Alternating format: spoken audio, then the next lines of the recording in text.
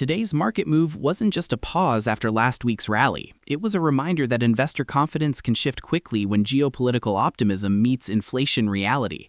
Markets entered the session carrying momentum from the recent relief rebound, but by the close, that optimism looked more cautious than confident.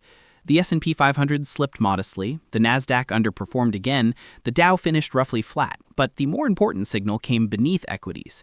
Treasury yields moved higher, with the U.S. 10-year rising sharply. Oil surged nearly 4%. Volatility also climbed, with the VIX moving higher. That combination matters because it tells us investors were reassessing both inflation risk and market complacency at the same time. What changed expectations today was not a single headline, but a change in how markets interpreted geopolitical progress. Last week, investors had embraced the idea that Middle East tensions were easing and that energy supply risks were fading. But today, comments suggesting access through the Strait of Hormuz remains conditional reminded markets that ceasefires and diplomatic agreements can remain fragile even after headlines improve. That immediately pushed crude oil higher, and when oil rises this quickly, markets began asking a second question: if energy costs remain elevated, does inflation stay stickier for longer? That is where rates entered the story. Higher oil can complicate the path toward easier monetary policy. Investors understand that. So bond yields rose, particularly on the long end, putting fresh pressure on growth valuations. That helps explain why technology and other duration-sensitive sectors struggled.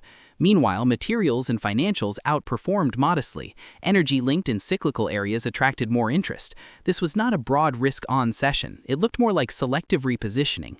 Institutional money appeared to rotate rather than retreat entirely. Some capital moved towards sectors that benefit from firmer commodity pricing or higher yields. At the same time, healthcare, utilities, and consumer discretionary names lagged, suggesting investors became more selective about where margins may come under pressure. That shift in behavior matters. It suggests the market still wants exposure to growth themes, especially AI and large-cap leaders, but confidence is becoming narrower. Investors are no longer rewarding everything equally. And beneath the surface, there may be a more fragile issue building. Much of the market's recent strength has depended on a concentrated group of mega-cap companies. When yields rise and volatility increase together, those crowded leadership trades become more sensitive. If confidence weakens further, markets may discover that leadership concentration creates strength on the way up, but vulnerability on the way down. One open question investors are debating right now is whether today was simply healthy consolidation or the first sign that last week's relief rally ran ahead of fundamentals. I'd be curious how you see that balance. Temporary pause or early warning? Feel free to share your view in the comments. The broader macro signal today was not recession fear or crisis pricing. It was a reminder that inflation risk can quickly return through commodities, even when domestic economic data appears stable. That matters because markets have recently priced a relatively constructive path: softer inflation, eventual rate relief, resilient earnings, and improving geopolitics. Today challenged at least two parts of that story. Looking ahead, investors will now watch three areas closely. First, any further geopolitical updates tied to shipping routes, regional negotiations, or supply infrastructure.